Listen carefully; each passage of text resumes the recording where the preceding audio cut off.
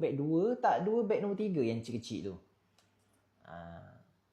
Kecil tu untuk mereka yang tak suka serabut lah. Nak comel-comel je bang. Tapi boleh reading, boleh bagi tahu kereta kita ada masalah.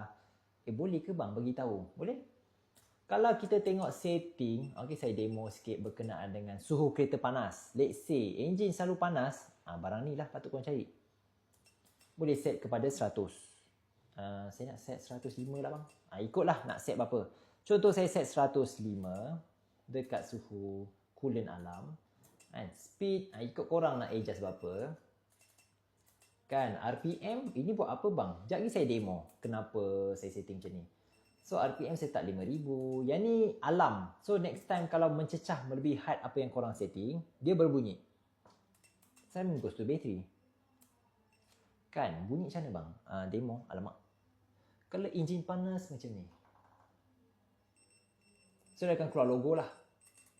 Sekejap saya tunjuk suhu kereta sekejap. ECT. So, melebihi berapa? 105 kan? Dah 105.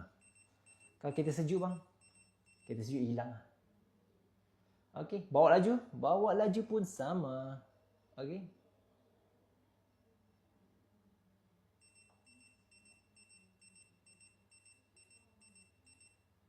Itu cakap pasal beg nombor 2. Sama beg lain. Beg lain pun ada juga. 1 sampai 5 ada juga macam ni.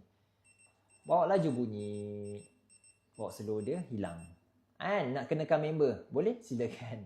Dia pasang kereta OBD kawan tu. Happy birthday. Lepas tu pasang 100. Lepas tu bunyi.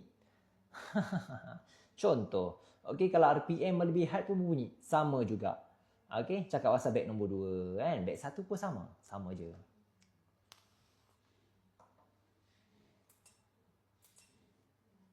Macam ni lah beg nombor 2.